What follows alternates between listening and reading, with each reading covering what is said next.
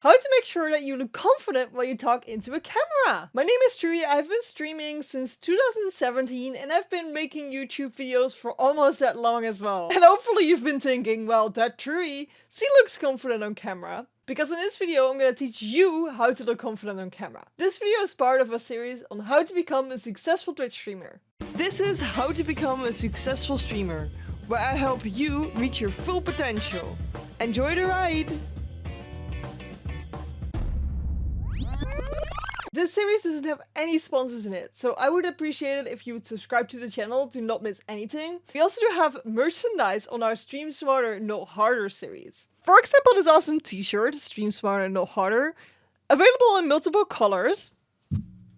But it's awesome traveling mug. They're available on our website trui.tv. Tip 1 to look confident on camera is to have good overlays and good graphics. If your channel looks good, it's a lot easier to look confident, because if everything looks like it is made in MS Paint, or you don't even have a profile picture or a banner or anything like that, you're definitely gonna look less professional than somebody that has everything looking beautiful. If you want some overlays and graphics, I do have some free ones on my Ko-Fi page. I'll leave the link down below in the description. You can also get some custom overlays by hiring an artist, for example. You can find them by going to Twitch itself, browsing through the art directory. A lot of people that are streaming in the art directory do also do commissions, so looking there is definitely a good way to find people that are making things for Twitch streamers. But also looking on X/Twitter. I still need to call it Twitter, because otherwise if I just say X, people don't understand, right? But looking on X, you might find new ones as well. But be careful though, there is a lot of people that are just trying to make art with AI and just claim as they made everything themselves.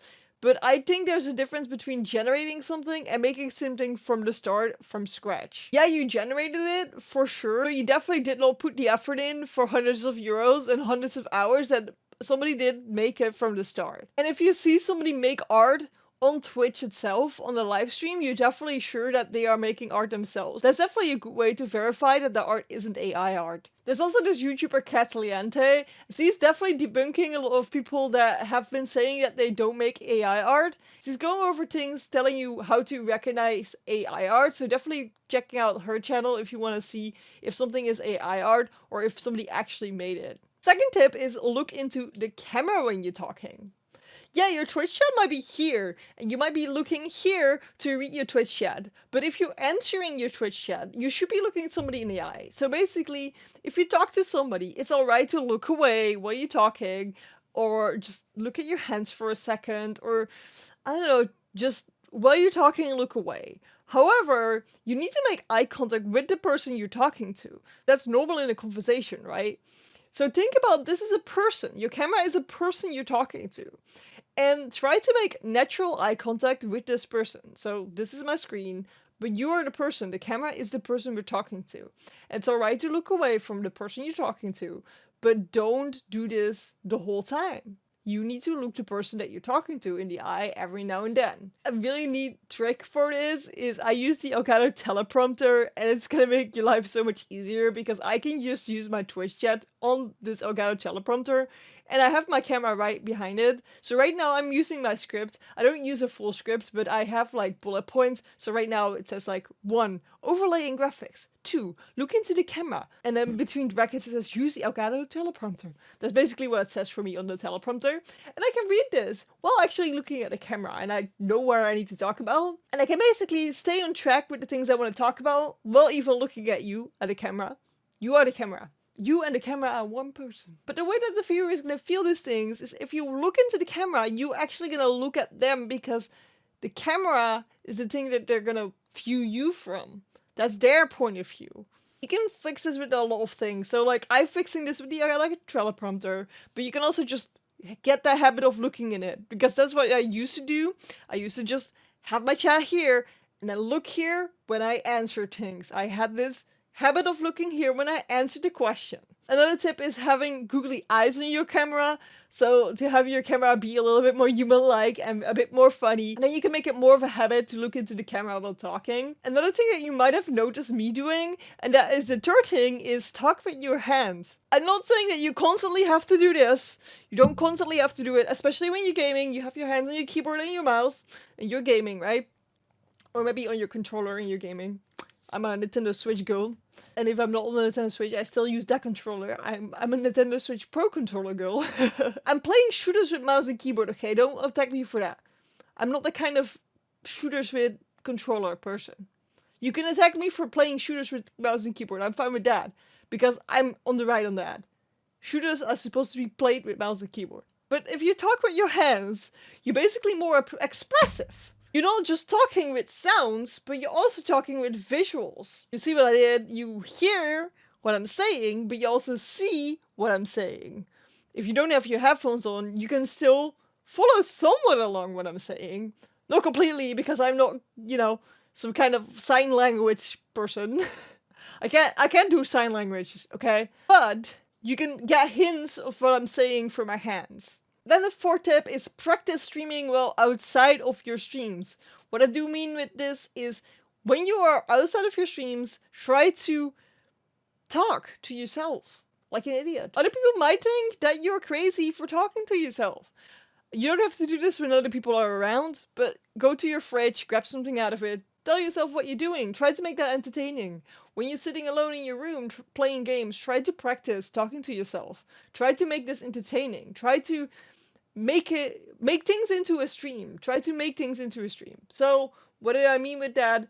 Try to make dinner and try to make that dinner, you trying to prepare dinner, try to make that into a stream. Try to see if you can entertain chat who isn't really there while making your dinner. And it's alright if you can't, or if it doesn't go alright, because you are practicing it. That's the whole point about practicing it, is getting better at it. Even while you're streaming, you can make mistakes.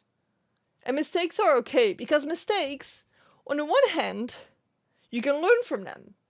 If you make a mistake, you can learn to do them differently. But on the other hand, this is the internet, and people like mistakes because they're silly and they're entertaining. People like to be entertained, and silly and funny things are just entertaining. For example, I was doing this stream where I was doing Brain Trainer, and Brain Trainer is very chaotic and already, how can I say this, very stressful. Yeah, very stressful. I think that's the good word to say it. And I was doing the calculating part. So you need to calculate as fast as you can a couple of like math problems, and then it's gonna tell you what your age is in your brain, and it's always gonna tell you you're like 80 or something. Whenever you're 28, you're still 80 in your head. It's gonna tell you you're far behind your age. You're gonna be old. Basically, always the consensus. However, I was doing this while streaming. So I had this extra pressure of the time pressure, the pressure of it's gonna tell me I'm gonna be old. And the third one is chat, who's definitely gonna judge me whenever I'm making a mistake, because so we all know chat's like that. And what happened is this. 45. It's 45, come on. Come on, it's 45. 45. It's 25. And instead of thinking, I'm the biggest idiot for saying 4 times 5 is 45, I've actually made this into a meme. It is a meme now on my channel. If people type 45 in my chat, this clip will pop up. We have like the voice clip of, it's 45! It's 45! You can let that go off on my stream. It became a meme. And you know why? Because people think this is funny. It might be a little bit embarrassing, but people think it's funny. I'm also a big believer of being yourself. It's really, really hard to keep pretending to be somebody else. For me, I'm a bit of a tomboy. I just like guys things. I don't feel like I'm very feminine. I mean, I do like to wear a dress every now and then, but I do not really wear makeup that much. I do have an allergy to makeup, which doesn't really help. But let's say I don't feel like very girly. And if I would start pretending to be very girly, I wouldn't really be myself. And maybe I will get more views from it, but it will definitely burn me out in the long run. So I would say be yourself. However, if yourself is this, hey guys, yo, what's up? I would say be the best version of yourself. Because you can still be the version that is the most entertaining. You can be the version that is most fun around people. You don't want to be the version that wants to be couch potato, because we all want to be a couch potato every now and then. We all want to be binge eating one day, just sitting on the couch. And then other days, we like to surround ourselves with people and have a good chat with people. That person is inside of you somewhere. Trying to get that version of yourself out and not the couch potato version of yourself. Because I want you to be comfortable. I also want you to cut out all the toxic people. People that will make you feel uncomfortable. And it doesn't have to be people that just break the rules. Because there are going to be people breaking the rules and saying stupid things about you. Those people are obviously people that you're going to be banning. But there's also people that are just gonna make you feel uncomfortable, and you don't know why. And they don't really do anything wrong, but they just make you feel uncomfortable. And whenever these people come in your chat, you feel a little bit uncomfortable, and this is the moment where you can't perform best. Because you can't perform when you feel uncomfortable. So ban these people that make you feel uncomfortable, because now you can be the best self again. You want to be your best self. Then I want you to plan things that you can say to raids, subs, and follows. Because if you know what you can say as a reaction to a raid, a sub, and a follow, you come over a lot more determined. You don't have to say the same thing every time, but you can. It doesn't really matter. So thanks for the follow is, for most people, enough. For subscription, you can say thanks for the subscription, but you can also say welcome to the herd, or welcome to the club. You're becoming a cool bean now. Whatever you want. Maybe you have a team going around, you can wrap it around that team, or you can just say thanks for the sub. And for raiders, I would recommend having something like thanks for the raid, but also having something that includes who you are. Explain a little bit about what you're doing, but also explain a little bit about who you are. So for example, thank you so much for the raid. Welcome in. We're playing some Paper Mario today. We've just fought this amazing boss, and it was so difficult, but we made it through. Thank you so much for coming in.